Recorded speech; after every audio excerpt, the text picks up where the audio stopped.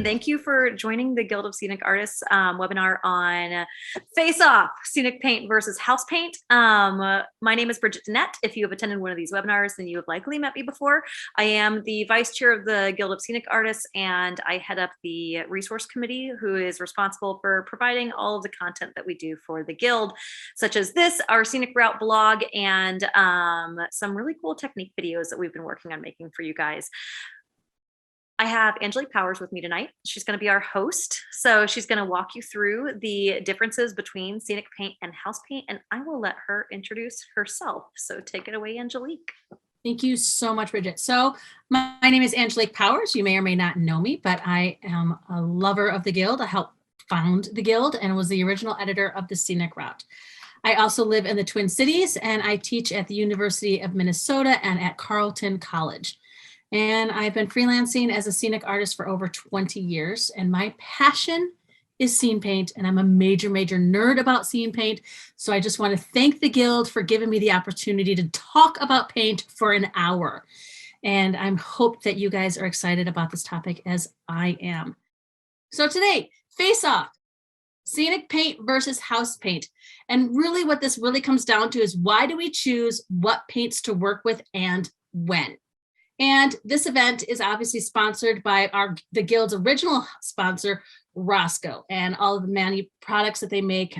Specifically, they're great friends to the scenic artists, and we thank them for sponsoring us, the Guild, and for sponsoring this webinar. Okay, so why do we choose the paints that we do? Basically, it comes down to budget, beauty, and bendability. Next. Budget is basically price versus square footage and labor and time to apply, because, you know, we all have to fit within a budget. We only have time to do what we can do, and we need to cover as much as we can for the least amount of money. The beauty refers to how bright and how colorful does our scenery need to be, or how shiny does it need to be? Does it need to be flat so it doesn't reflect light, or do we need to be shiny because it's a cool looking marble? All of those things and go into why we choose the paints we do, along with bendability. Like, does it need to flex? Is it on fabric and need to bend and roll and crinkle?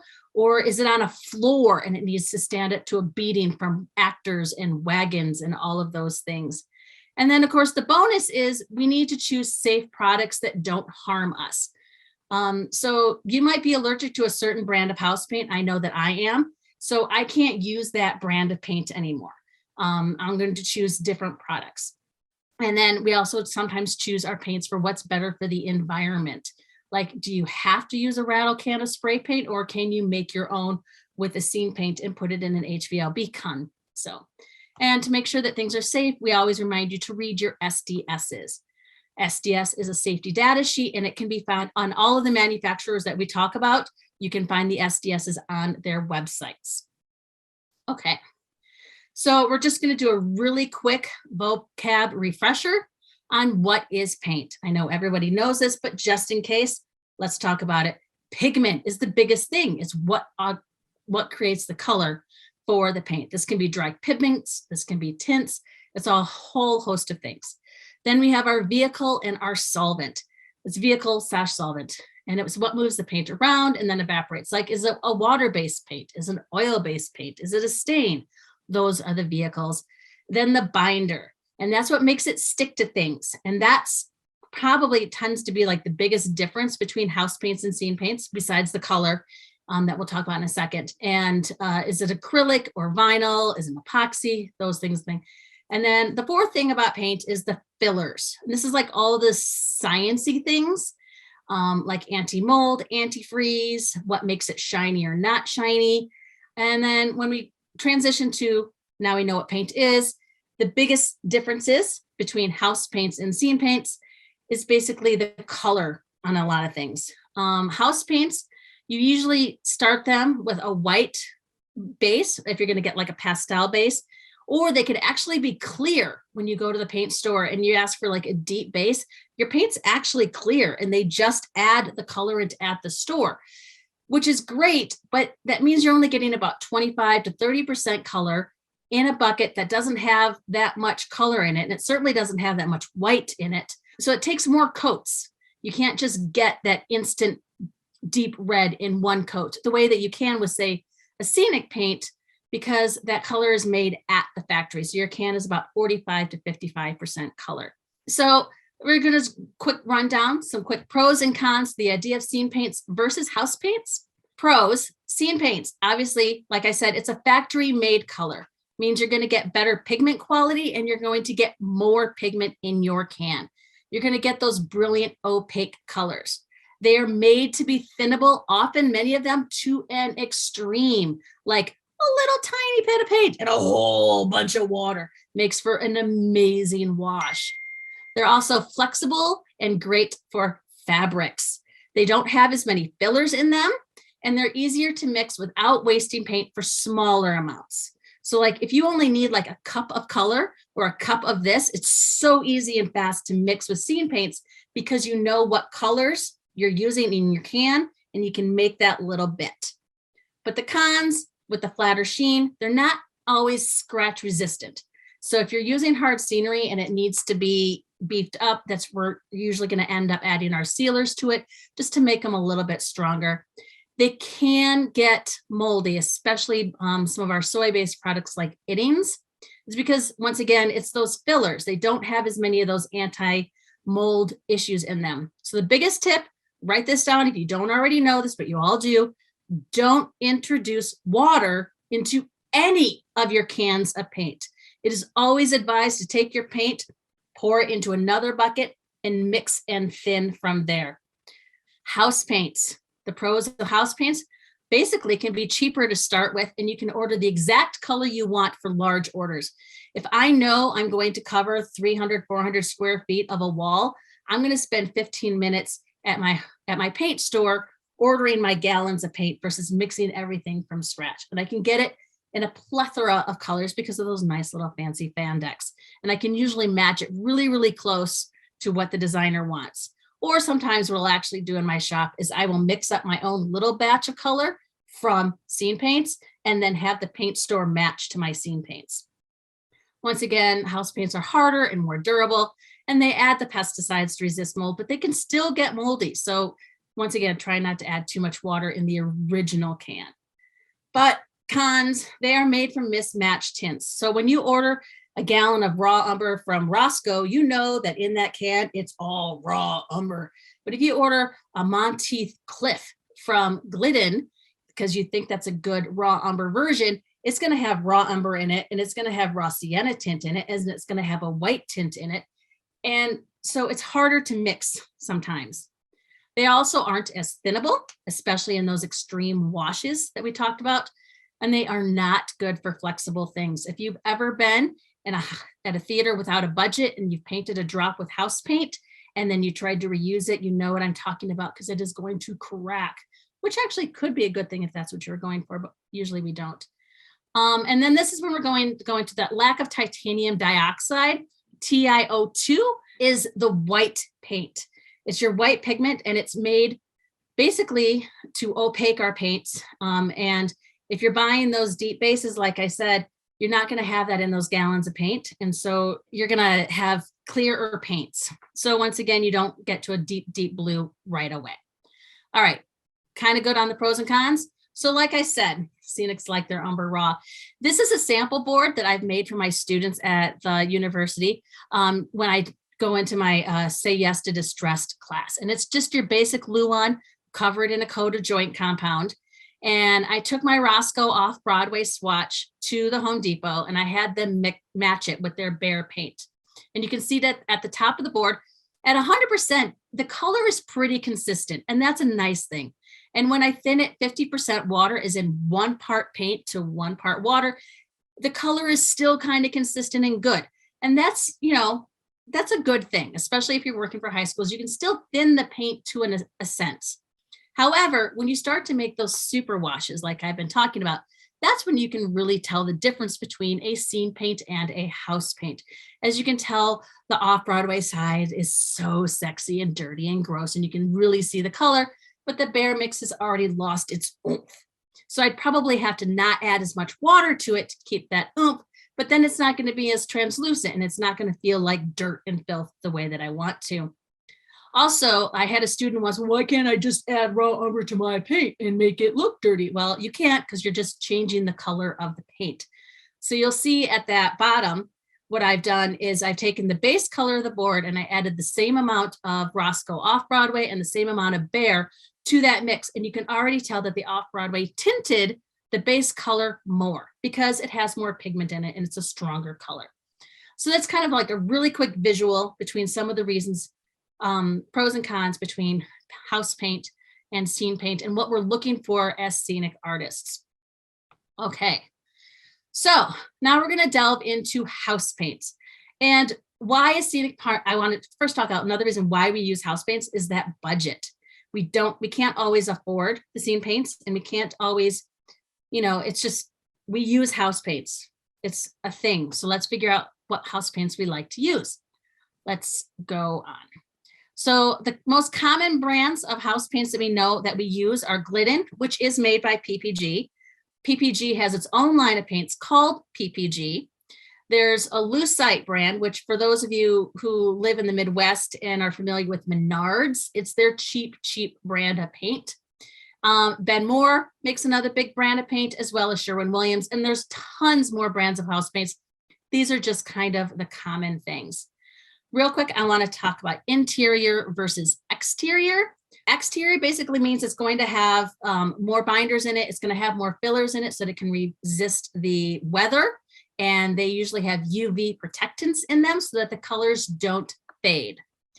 A fun fact, Susan Crabtree loves to use exterior white latex house paint when she's painting her backdrops that are going to live for longer than like your average school run. So like a weekend or 2 weekends or something like that. If she has a drop that's going to have to live on for years and be rented, she actually prefers to use exterior white latex instead of interior because it handles itself better and it can stand up to a beating. So once again, when we're choosing house paints, we're still choosing between interior versus exterior, once again, for that bendability issue. Next. So when I talked about Lucite, I entered this. This is like the cheapest of the cheap paints that you can get, and it shows. It's really good for pastels and midtones because you have a lot more white and a lot less pigment in them. But as soon as you go, sometimes I can't even get it in a deep base. Like, let's say I want to get purple. They'll tell me, oh, we don't have that base in. And then they make me go to a different brand of paint. I used to use Lucite a lot. Actually, I still do when I'm working with my high schools that don't have budget. So I've learned that I can't thin it down to a super wash. If you look in that next photo, the one it's supposed to be brown, not green. I had to back paint a lot of scenery for a show. And the fastest way, because of sightlines and everything like that, we still wanted it to look like wood, is I just put it all like in my little P50 sprayer and I sprayed it out. And it looked beautiful until it dried. And that's how it dried. The colors literally separated. Could you imagine if I'd done that on the front of my scenery? Horror. Okay, so the moral of that story is be careful how cheap your house paint is. So now we get to Glidden. When we did a little Facebook poll earlier this week, almost everybody said, I work with Glidden. And there's two reasons for that. A, it's at a nominally good price point for what we have, and it's really, really easy to find. You can find it at Home Depots and you can find it at PPG stores. So it's really easy to find across the nation. And this is Kellyanne Mangan from Bowling Green University. I remember I talked about that interesting USITT bar discussion. And she is very passionate about using Glidden at her shop. It's what her school can afford. And she finds that she uses it very much like one would use a scene paint, in that she doesn't necessarily always buy it to the color that she's going to use on her walls because she prefers to mix it herself. And that's really cool. That helps you control what your colors are. It also helps you later on when you have to mix, and for her students to learn how to work with house paints. You can still get a lot of color vibrancy with Glidden paints. And so they're a good price point for budget house paints. You could also get them in flat or eggshell or something like that.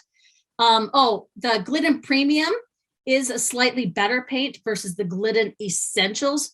Glidden Essentials is going to be equivalent to the Lucite brand of paint. It ain't got nothing in it. So when Kelly works with Glidden, you can still get remarkable results. She's still able to get some washes, as you can see in her Subway in the Urinetown flat.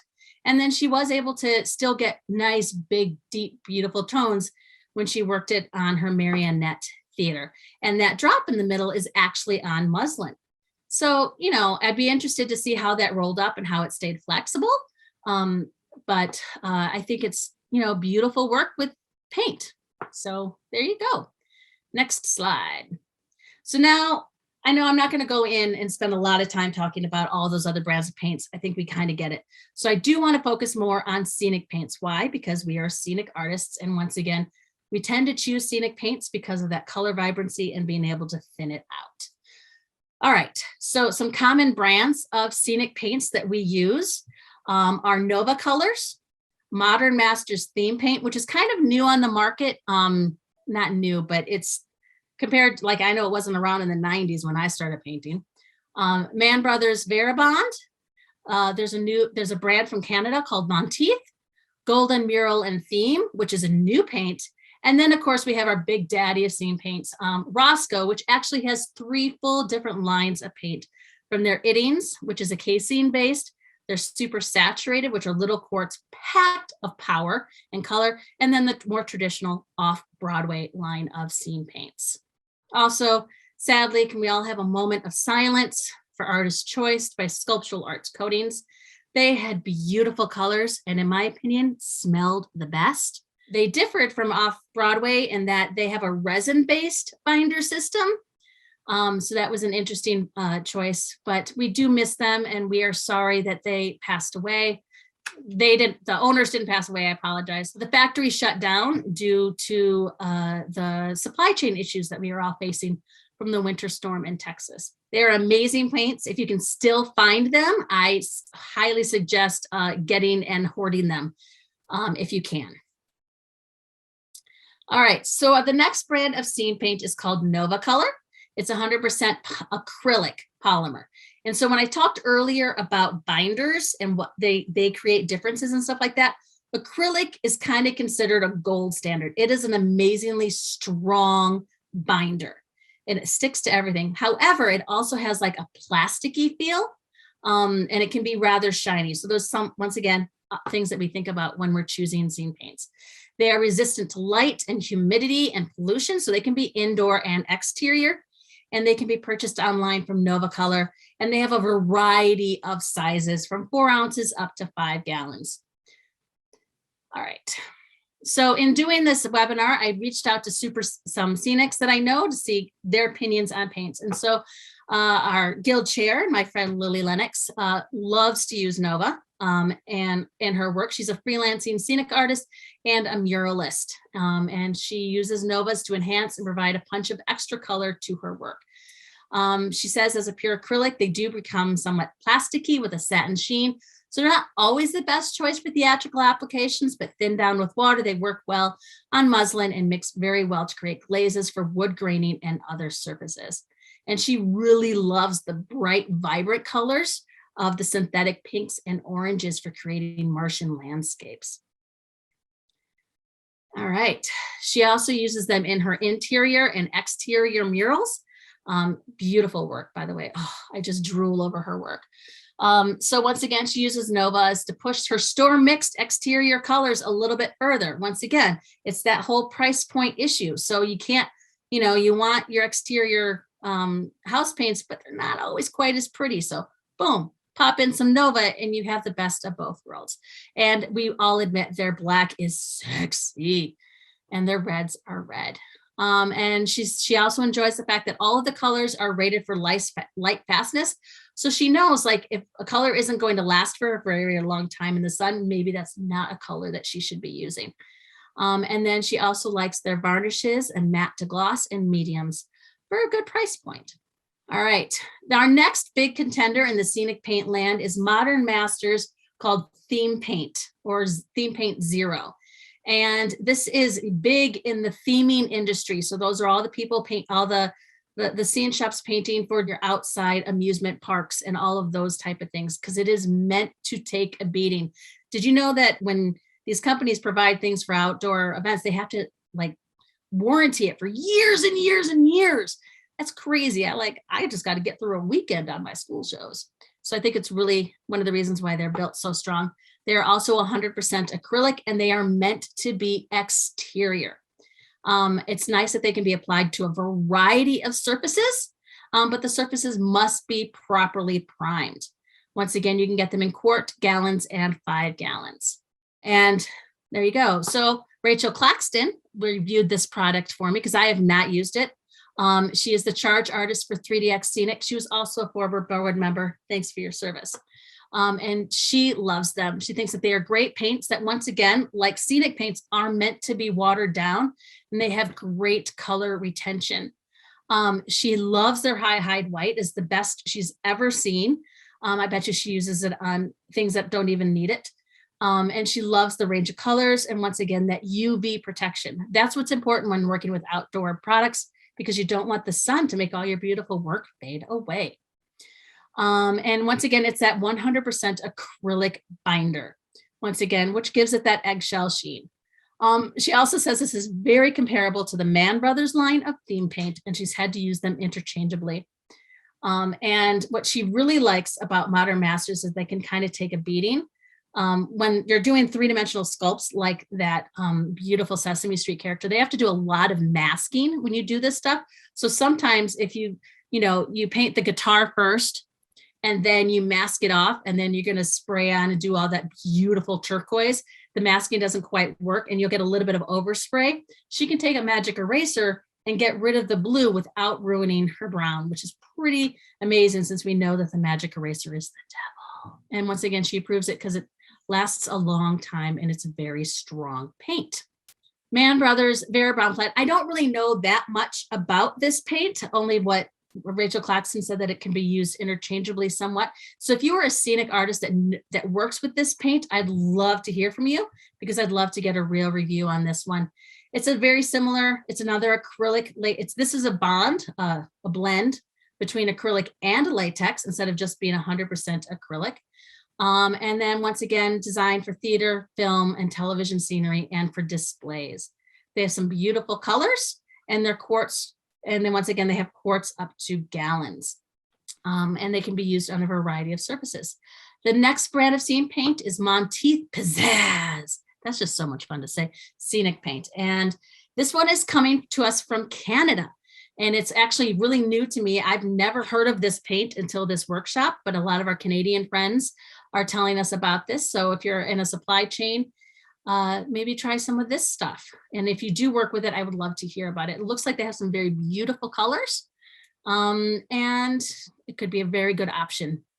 So, and then paint. Next one, So, I'm gonna jump in on. I threw this one in here and begged Angelique to let me keep it. So this is a brand new product. If you are having issues with supply chain and companies not having paint, this might be a good one to look into. I only heard about this when we were preparing for our last webinar last month on the clear coatings that we did for the tricky surfaces. So Jilly, the host who did that particular webinar, is really active in the fine arts world and uses a lot of golden paints to begin with, and they came out with a mural and theme paint line. As you see in the picture, you can get it in a few different sizes, which is really nice. You can get it in the gallons and smaller amounts, and they have all of their colors, save 3 of them, can be used outdoors. So if you work somewhere where you do like theme parks or something like that, it might be an option to look into. We don't have much in terms of reviews on this one because it's such a new product that we are all trying to get our hands on it to test it out. But this is one to potentially keep an eye on for the future as an alternative to some of the other options that we have talked about. So now we're going into the land of Roscoe, and I wanted to talk about Roscoe Idding's Deep Colors. They are, it's a great paint. It is a concentrated casing. So basically it's made from a soy protein. So it's natural.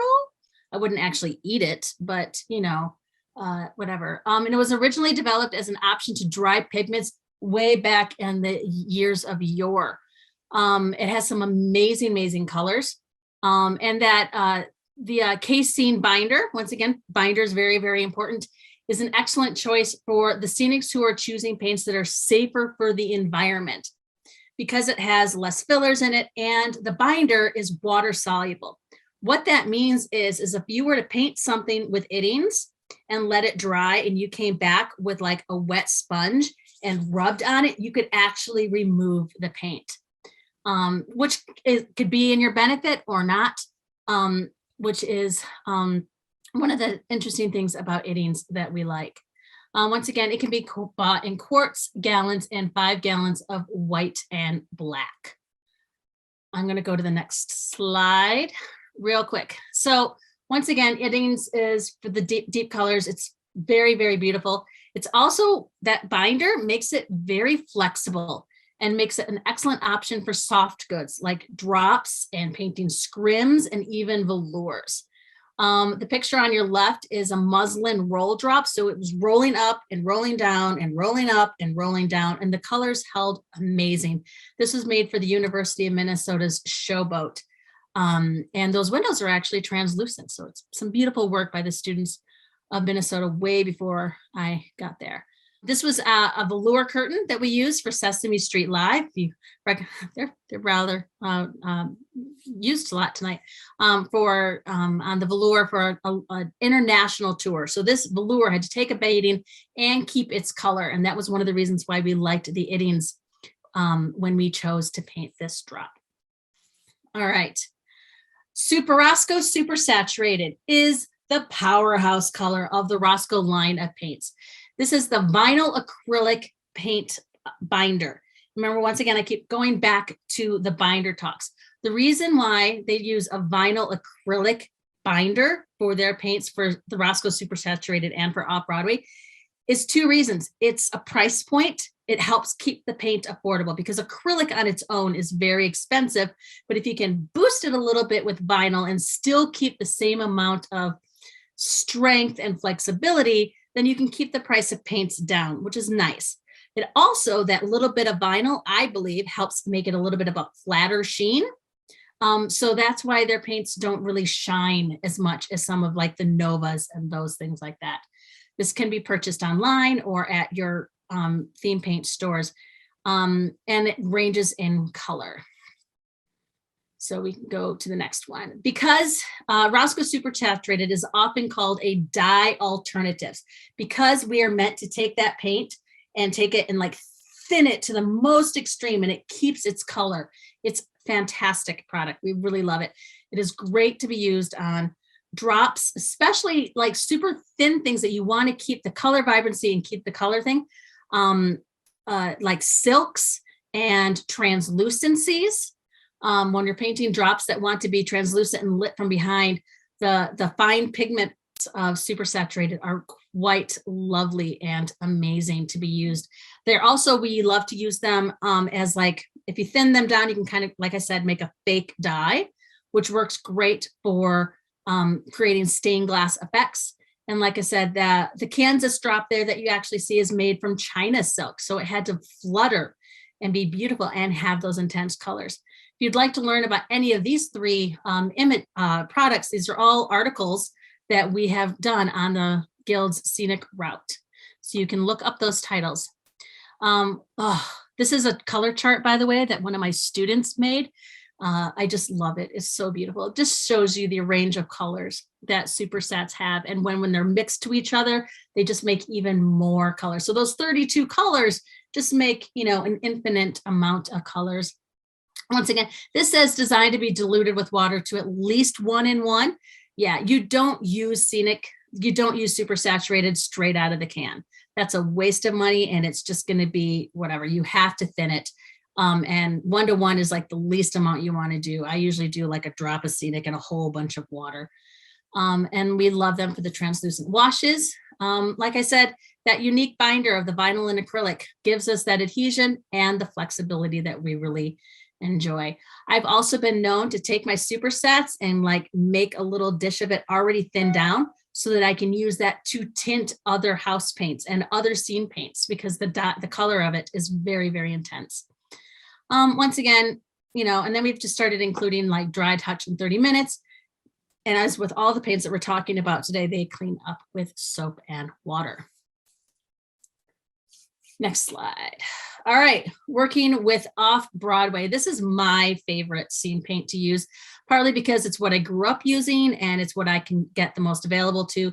So I just really, really learned to love it. And it is my go-to paint for when I have to paint a traditional drop, because I can count on how strong the colors stay and they remain flexible. I love the off-Broadway magenta for its intensity. I also love mixing it down so I can use it to mix with other colors. See this, our other website about CMYK. It makes a beautiful red and orange, believe it or not, and purples. I really also love the Payne's Gray option in scene paints. Thank you, Jenny Knott, for making that color, because it makes an amazing shadow when you just thin it out to a wash.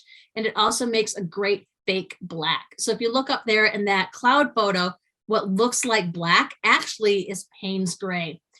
So when the lighting designer lit it, it was just a beautiful fake black, because sometimes black on its own can just be dead.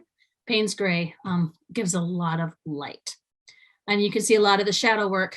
There you go. Another thing that I love to use off-Broadways for is for fake stains and faux wood effects. So, how often are we painting wood to look like wood?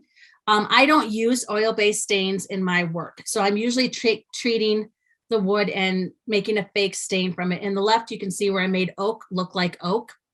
It's actually an oak veneer that I was able to mix down a mix of raw umber and wipe it. I used a paint pad and wiped it on. So you still see the grain, but I was able to get it in the colors that I wanted it to match it to my designer's rendering. You can't always do that with stains if your designer has a very specific color scheme.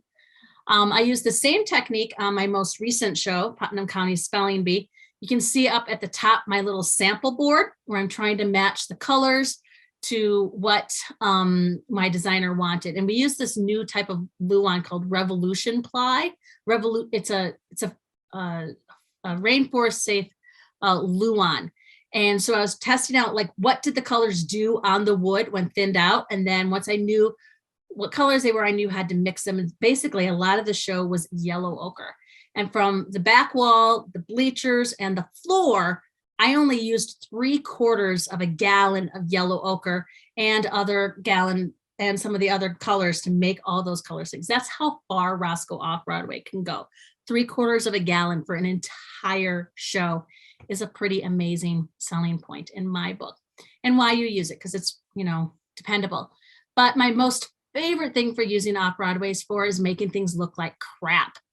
To be honest, once again, say yes to distressed. Just because your set is 12 hours old doesn't mean it needs to look that way. I often refer to the earth tones as dirt in a can or rust in a can or patina in a can, because you don't have to think about that. You know that when you pull that raw umber out and you thin it out, you have the color of filth. The Van Dyke super thinned out, it's a beautiful black mold. And Payne's Gray helps get some secret shadows in there, and yellow ochre, and it's a great yellow mold. When you get to burnt sienna, once again, rust in a can, and you can thin these out and it's always the color punch. I also love the fact that I don't have to think about these colors. So I just go to the can and I pull it up. I'm not having to mix a burnt sienna tone every single time. So once again, the other images are from Pro Tips for Painting Pretty Patinas. We like our alliteration here at the Scenic Group. So Roscoe Off-Broadway, this is a lovely display at my university, and another big, lovely color swatch thing. It's available in 27 colors. And as you can see, those 27 colors makes a full range of other colors. These can be used straight out of the can, unlike the supersets, but I still tend to thin them down at least 1:1. And once again, I'm usually using them as washes and things like that. If you do need to bump up the binder quality of either Off-Broadway or supersets or Iddings, Roscoe makes their own clear acrylic glazes that work excellent with these brands of paints. And yeah, it works really good. Once again, these can be used on muslin. They can be used on wood, metals with a proper binder. And I would also say that with plastics as well. And they say 300 square feet per gallon. That's like if you're using it full strength. I clearly went over 1,000 square feet with my 3/4 of a gallon. So it's with how you use it. Clean up once again with soap and water. Okay, so now we talked about house paints. We've talked about scene paints. We've talked about some of the variations and differences between the two. And so we decided to come up with kind of like a battle or a quick side-by-side sample of how do these paints actually compare. And I would like to thank Bridget for coming up with this part of the concept, because I think it's a really great illustration of how we use these paints and why we choose to use certain paints over another. So we chose to go with black paint. Why did we choose to use black paint? Well, it's easy to compare saturation, especially when watered down, because it's going to either stay black or it's going to go some wimpy dippy gray. And you can also hopefully see if it's going to turn green or red or blue, because black pigments on their own can be hard to find, especially in some house paint pans. And as this was a project done by several scenics across the nation, we all knew that everyone had a black to try and to compare with. Not everybody has a magenta or a purple, and so we chose black. So the results, Sherwin-Williams Tricorn Flat Black. This is the Tricorn Black is a color that's mentioned a lot on the interwebs of blacks to go to, and it worked really great when it's full strength. I should also note that all of our samples were done on raw muslin. The half top of it is raw muslin, and the bottom half of it is muslin painted with white house paint. Because once again, we wanted to see that instant comparison of opacity. And you could, because sometimes when on raw muslin, your paints are going to soak in and stay closer to their color. But when you put it over white, you can tell whether or not a color is translucent or not. So the Sherwin-Williams as a solid black looks great, but it really wimped out when it had to be turned into a wash or a 3-to-1. It's nice, but it's just not as sexy as I was hoping it would be. Next, we get up to Glidden once again. Now, we have two options of this one. The first one is Glidden Premium, and it's black mixed at the store. So once again, it's one of those clear paints that they add a lot of black pigment to. A full coat, it looks very beautiful. I admit it held its up. It's pretty good. Once again, you start to see you lose the opacity, and when you thin it down, because it's a wash, it's supposed to be translucent, but it stayed fairly black. It doesn't particularly go red or green, but it works. It's good. Now, Glidden also comes up with their factory mixed black. And this goes back to when it's thin 2-to-1, it really held its color saturation and it stayed really thick. And it stayed really thick also when you do the 3-to-1. And when it obviously went to a wash, it still stayed very black. But the difference between this Glidden and the first Glidden is that made in the factory. We talked about this at the very, very, very, very beginning.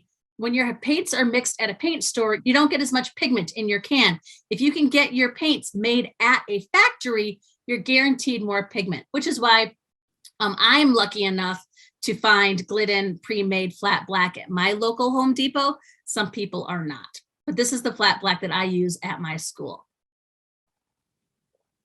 Next, we're going to go to PPG Breakthrough. This is a very strong paint. People love to use this on their floors. It's one of those paints that sticks to everything.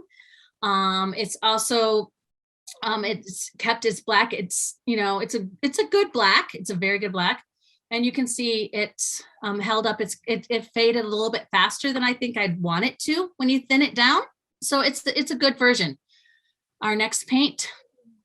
Now we get to Roscoe Tough Prime, which is interesting because a lot of people interchange Tough Prime with the Breakthrough paint. I feel like it's a very equal comparison to the Breakthrough paint. Now we're going to get back into our scene painting lines, and this is the Roscoe Off-Broadway line of paint. And it, as we can see, it keeps its color with a lot more water versus what we were seeing in the fade outs of the house paints. By the time we were doing 3-to-1 in the house paints, they were looking pretty much like the wash version of Off-Broadway. So once again, it shows you the color pigment intensity of the off-Broadway. And then the velour superset, once again, it's even stronger than the off-Broadway. It's pretty sexy.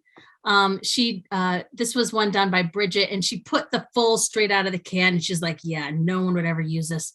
So she immediately transferred it into the water thing, and it held its color stronger than the off-Broadway version, as expected. A real good winner was actually with the Nova color. It went on its wash. It was able to keep its color a lot sooner or longer when you added the water to it. Especially when you compare the 2-to-1 to a 3-to-1, they're pretty much identical in terms of their color fastness and opacities.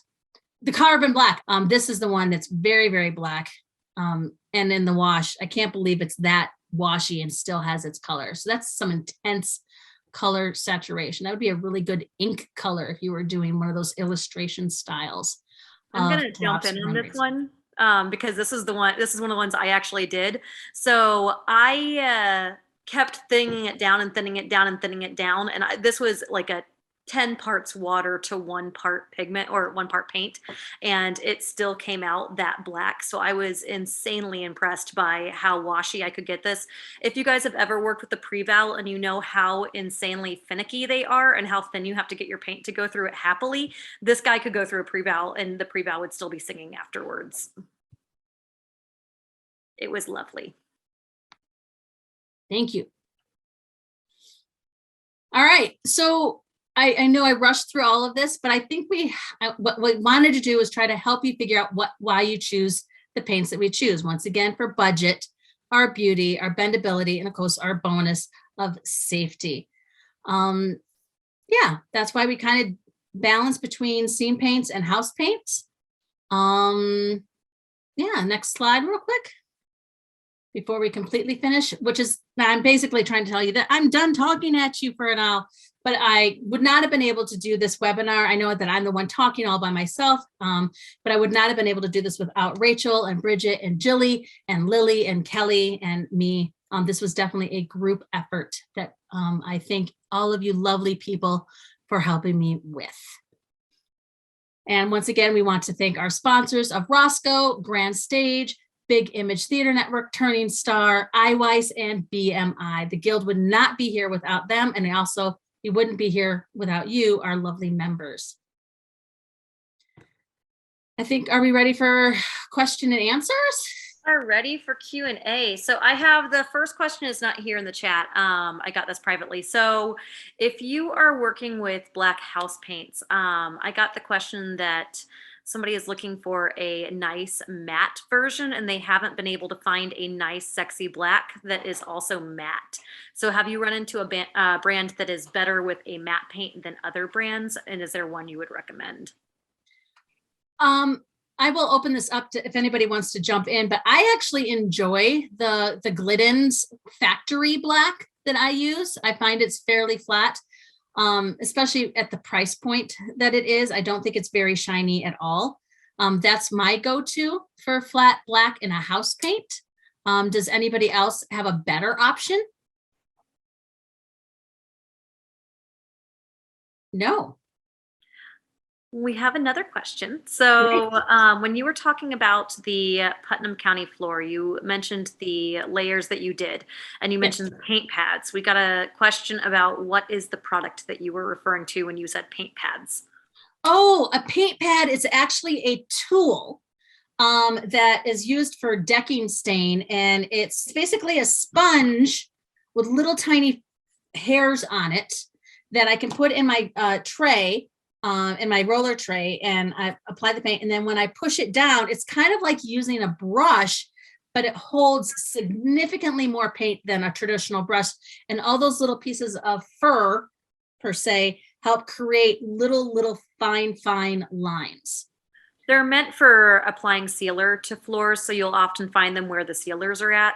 They're usually there. They have a lamb's wool version too that I don't like as much because I've had issues with chunks of lamb's wool coming out in my sealer as I'm applying it. So the ones that she's mentioning are the synthetic foam ones, and they're nice. Yes, so, I use them all the time for washes and wood grains and everything like that. Yeah. We also had a note from Rada saying that they didn't have, so in full disclosure, Q and I had this conversation when we were preparing, because she mentioned like that I just get the glidden already mixed in black. And I said, I don't have that option because they do not have that at my store. Rada saying that they also don't have the flat black in the computer last time, like we tried to purchase it. So she had to get the black magic. So Ah, there are different, there are different blacks that I've got in there, and not all are equal. So if you do have to get it mixed, it's worth maybe like experimenting with a little sample amounts. My shop foreman got very mad when they gave him a different black when he went in there and it didn't match the black that we already had. So yeah. oh no. I think that's why we're lucky that I admit, maybe it's because I'm in the Twin Cities, so it's a larger market than some smaller towns. We are very lucky that we can get that factory black because we know it's going to be, once again, like seam paints, when you make it from the factory, you know it's going to be the same color time after time after time. I will say there was an interesting thing that we found when we were doing the samples where we were testing it as you watered it down. One thing that I talked about with Q is as you're using the different blacks, not all blacks are equal. Some have some like purples or greens or blues that come out when you mix them with other colors or when you thin them out. The one famous example I can like point to is that for some reason, whenever I've tried to thin and use Tough Prime, it always has like this weird, if it pools, it has a weird green kind of Yep. sheen that happens. But for some reason, I didn't see that happen when we were doing the samples. So it's interesting how if you try to plan to show how a paint works when thinned out, it won't do it, but then it will magically get undertones that pop up when you're not expecting them.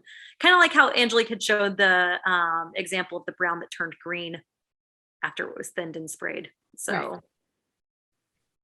curious that didn't show up more in our tests. I know. I wanted it too. I definitely wanted to say, oh, this one dries more blue or this one dries more green. And I was like, oh, huh. But they're all still, great blacks and great washes. So Well, so we hope this was helpful as you go to wrestle the different options that are out there, and when you go to buy things that are in your that you're using for your shows. But thank you for joining us, and we will see you next week. We will all be at, or starting tomorrow, the week of tomorrow. So Wednesday, we'll all be at USITT for Baltimore. So if you are in Baltimore, come say hi. The Guild of Scenic Artists will have a booth on the expo floor, and you will see my face, possibly Q's face, along with Lily, who we mentioned earlier. We have fun things to pass out, so we would love to see you.